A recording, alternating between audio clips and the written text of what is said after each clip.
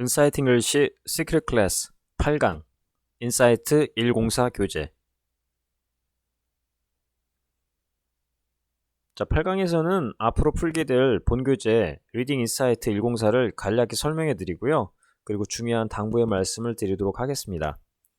자, 이제 7강까지 수업을 잘 듣고 숙지하셨으면은 앞으로 학습할 104 교재의 기출문제를 푸는데 왜 특정 방식으로 푸는지에 대한 이유를 충분히 아실 거라고 생각이 들어요.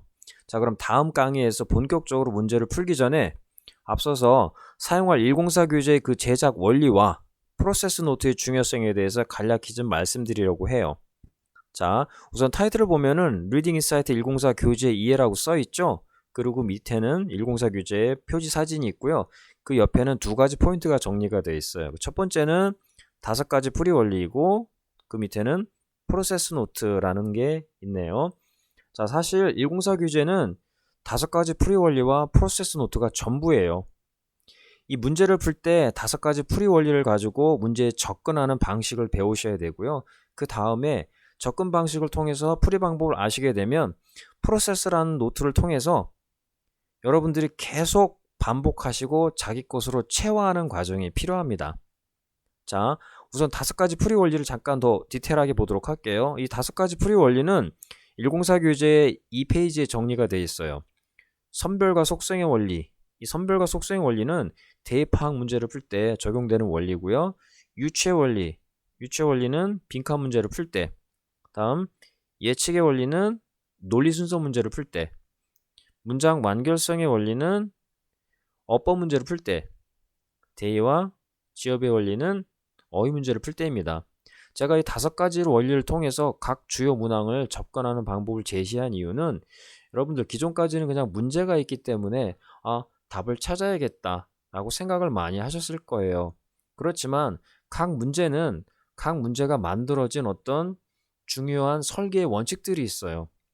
그리고 접근함에 있어서 단순히 그냥 답을 찾겠다라는 것보다는 그 설계의 원칙에 맞게 접근하는 게 옳은 거기 때문에 제가 5가지 풀이 원리를 통해서 수능 외국어 영역의 어떤 주요 문항을 다가가는 방법을 제시하는 겁니다.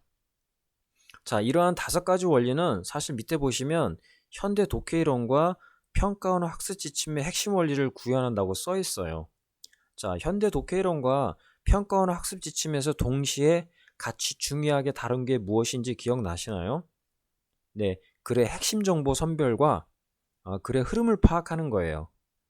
그 글의 핵심 정보 파악과 흐름 파악은 위에 5가지 풀이 원리 속에 그대로 녹아져 있습니다. 이 선별의 원리와 예측의 원리 속에서 여러분들은 현대 독해이론과 평가원 학습 지침에서 강조한 내용들을 그대로 보실 수 있을 거예요. 자, 5가지 풀이 원리를 제가 제시한 이유가 뭐라고요? 문제를 풀 때 반드시 어떤 접근 방식을 가지고 문제에 다가가라는 말씀을 하는 겁니다. 막연히 문제를 푼다는 게 아니라 이 문제를 어떻게 접근해야겠다라는 기본적인 어떤 접근 프레임을 가지고 문제를 이제부터는 풀어보세요. 다음, 두 번째, 프로세스 노트. 이 프로세스 노트는 밑에 보면은 인지론, 스키마 이론, 정보 처리론을 응용한 담화 표지와 담화 구조의 지식의 체화라고 써있죠. 프로세스 노트 안에 들어있는 사실 어떤 기본적인 골격의 어떤 주요 요소들은 담화 표지의 인식과 그거에 대한 활용이에요. 사실 제가 말한 인지론이나 스키마 이론, 정보 처리론 등은 이걸 만드는 기본적인 어떤 철학적인 배경이 되었죠. 프로세스를 만들 때 여러분들에게 좀 더 과학적이고 체계적인 어떤 근거를 만들기 위해서 제가 인지론이나 스키마 이론이나 정보 처리론들을 응용한 거긴 맞는데 사실은 그 안에를 들여다보면 담화 표지와 담화 구조 지식의 체화라고 생각하시면 돼요.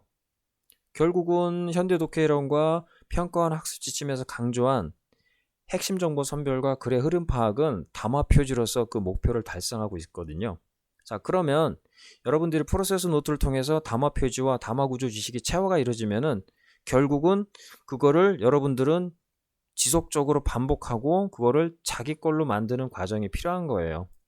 어떠한 지식이 제시되었고 여러분들이 그걸 배우고 나서는 반드시 반복하시고 그거를 내 것으로 만드는 체화 과정이 필요하다는 거를 저는 사실 프로세스 노트를 통해서 말하고 싶은 겁니다.